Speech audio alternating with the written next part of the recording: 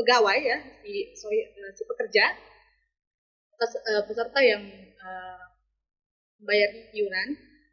Iuran JHT itu kan adalah iuran dari pekerja ditambah dengan uang pengembangan dari pemberi kerja sebanyak 3%. Karena iuran dari peserta itu 20%. Itu yang diakumulasi, lalu kemudian dibayar tiap bulan yang nantinya diakumulasi ya, berapa lama dia bekerja, nanti itu yang diberikan pada si pekerja. Ini sebenarnya kalau ya memang ada haknya di dalam, banyak 2% dari si pekerja. Nah, tapi kan perlu diperhatikan bahwa sebenarnya pemerintah juga memperhatikan dengan cara seperti tadi ya, memberikan kewajiban kepada pekerja memberikan 3% serta kerja untuk menjamin hari tuanya. Jadi perlindungan pemerintah negara dalam hal ini mencapai rasa keadilan, kemanfaatan dan saya rasa itu sebenarnya sudah berjalan, hanya saja memang dalam pelaksanaan pasti tidak selalu cara yang dilakukan. Nah, itu selalu masyarakat ya. Makanya tadi saya sampaikan bahwa ketentuan-ketentuan yang ada ini sudah secara hukum sah dan peraturan-peraturan ini berubah itu berdasarkan hasil evaluasi dari stakeholder ya, kegiatan ini. Jadi tentu ini adalah upaya pemerintah untuk menemukan cara yang tepat untuk terus mensejahterakan rakyatnya. Jaminan hari tua ini ya adalah bentuk dari kepedulian pemerintah. Hanya saja bagi masyarakat Indonesia ya. Nah, ini yang tadi modelnya saja yang mungkin akan terus berubah, mencari cara yang paling cocok. Cuman mungkin saat ini dengan Permenaker 2022 ini mungkin yang dirasa saat ini cocok gitu. Jadi pemerintah ingin kembali kepada makna filosofis dari jaminan hari tua gitu. Kalau diberikannya di usia 30 tahun, apa iya itu sudah menggambarkan JHT itu? JHT ini kan namanya aja jaminan hari tua gitu. Ya diharapkannya diterima di usia senja kan bagi masyarakat. Jadi harusnya juga pada saat mendengar namanya pekerja juga harusnya sudah bisa membayangkan ya bahwa itu adalah jaminan hari tua, di mana harapannya pada hari tua Anda si pekerja atau di usia senjanya itu masih bisa hidup layak gitu. Makanya ya sebenarnya sangat baik ya, karena ada JHT, ada kemudian jaminan pensiun juga. Pensiunnya diberikan tiap bulan, sementara JHT itu diberikannya tiap sekaligus. Nah, itu sih kalau saya. Jadi kalau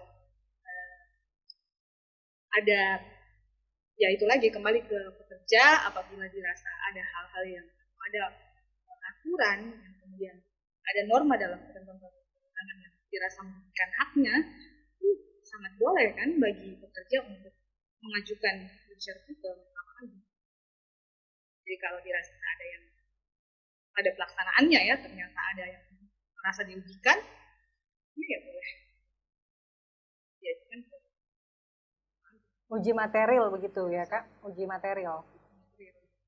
Berarti satu-satunya langkah yang bisa diambil oleh kaum buruh atau pekerja saat ini adalah uji material, karena mungkin aksi maupun tanda tangan petisi itu tidak akan mengubah kebijakan pemerintah begitu Kak, karena ini sudah diundang-undangkan. Ya, kalau ya seperti itu.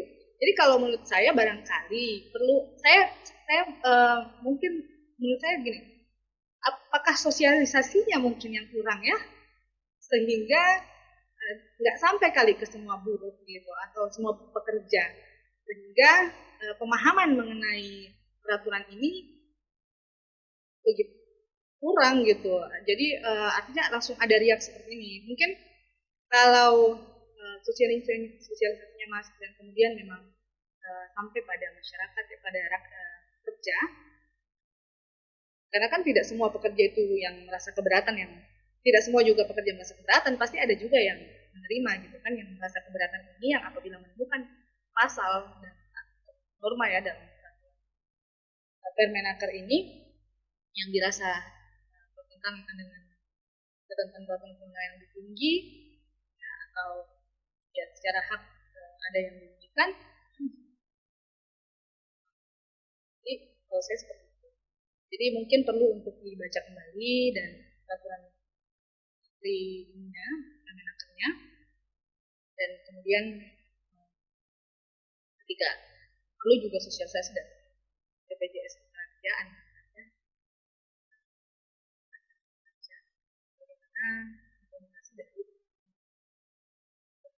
Jadi mungkin pemahaman saja ya.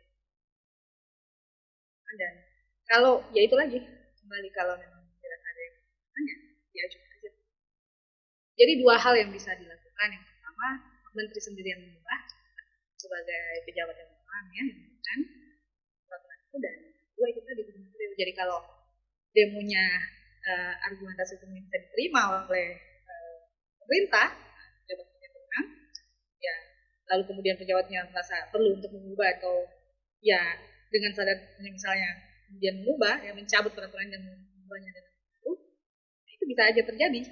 Jadi dua hal yang bisa terjadi, bisa menteri sendiri yang mengubah atau kemudian ya. Jadi tadi saya sampaikan bahwa ini menurut rekan-rekan buruh seperti mengulang. Pada tahun 2015 yang lalu, Hanif Dahiri pada saat itu jadi Menaker sempat mau memberlakukan kebijakan seperti ini, tapi akhirnya dibatalkan. Dan ini juga pembatalan itu juga disetujui oleh Presiden Jokowi. Nah, saat ini menurut rekan-rekan buruh ini mengulang lagi, dimunculkan lagi kebijakan itu. Tanggapan ya, Anda seperti kalau, apa? Ya itu tadi, cuma lagi kalau memang dirasa ada hal yang ini ya silakan disampaikan ke menteri ya. Kalau itu ternyata bisa mempengaruhi menteri ya untuk mengubah, ya tentu itu bisa dilakukan tanpa perlu melakukan uji material di Mahkamah Agung. Ya memang dua cara itu saja sih ya. Dua cara aja Kak ya, syaratnya menteri itu sendiri yang mengubah atau dilakukan uji material dan dimenangkan begitu. Ya benar. Tapi tadi sempat Anda mengatakan bahwa ini sebenarnya bentuk perhatian dari pemerintah juga, kemudian ini secara filosofi kembali kepada jaminan hari tua itu sendiri, itu memang untuk hari tua atau di usia senja. Tapi kira-kira kenapa tiba-tiba pemerintah pada kondisi seperti saat ini yang mungkin cukup berat bagi kaum buruh, masa pandemi, banyak pemutusan hubungan kerja, pemerintah mengeluarkan kebijakan seperti ini. Kenapa tidak ditunda dulu sampai kondisi ekonomi cukup stabil begitu? Pandangan Anda seperti apa? Oh iya baik. Jadi ya mungkin kenapa cepat, mungkin pengaruh kemarin ya Undang-Undang Cipta Kerja itu kan dibimbang segera oleh peraturan pelaksanaannya. Jadi mungkin itu yang buat dia menjadi segera membuat. Padahal sebenarnya ya memang perubahan itu bisa dilakukan ketika memang ada terjadi perkembangan zaman atau kemudian perubahan akan kalau ya sama sebenarnya kalau mau dipikir ya kenapa kemudian merubahnya justru demikian padahal kondisi yang saat ini kan adalah kondisi COVID. Saya rasa itu bisa menjadi salah satu alasan para buruh untuk kemudian menyuarakan hal ini ya, jika dianggap kemudian bisa mengubah pikiran dan itu untuk kemudian bisa ya, belum mungkin jauh lebih mudah ya. Jadi artinya sebenarnya peraturannya aman saja, tetapi kemudian jadi kan peraturan-peraturan perundangan itu kan selalu tatanan normatif itu biasanya ideal ya, harapannya ideal, tapi kemudian dalam pelaksanaan yang seringkali banyak halangan, banyak tantangannya di sana, banyak hal yang ya kan dinamis ya dan bermacam-macam hal yang terjadi di masyarakat. Jadi sebenarnya kondisi yang saat ini, kondisi pandemi yang kemarin kita lewati, padahal sebenarnya itu mulai dari 2020 ya pandemi ini, itu mungkin yang pikirannya buruh ya memang sih artinya harusnya dia harapannya adalah mendapatkan uang tunai ini banyak bisa jadi modal, tapi karena kemudian aturannya berubah ya sehingga tidak bisa. Mungkin ini kan kalau kita berpositif tinggi adalah yaitu tadi bahwa memang setelah undang-undang cipta kerja keluar kan diminta segera membuat peraturan pelaksanaan. Jadi seperti itu. Jadi memang di awal diminta untuk segera membuat, tentu itu dilematis juga untuk pemerintah satu sisi, tapi ya satu sisi karena pada saat pandemi sebenarnya bukan cuma si pekerja yang menderita, tetapi si pemberi kerja lebih menderita lagi sebenarnya, karena kan mereka mempekerjakan banyak orang, sementara penjualan misalnya menurun drastis, dia mau membayar pakai apa gitu kan. Jadi sebenarnya juga pemerintah dalam mengambil kebijakan tidak hanya memikirkan si pekerja saja, tentu juga si pemberi kerja juga harus diperhatikan demi untuk memenuhi rasa keadilan kan. Jadi pemerintah yang menjadi rakyatnya kan bukan cuma si pekerja tetapi juga si pemberi kerja, sehingga harus balance antara si pekerja dan pemberi kerja.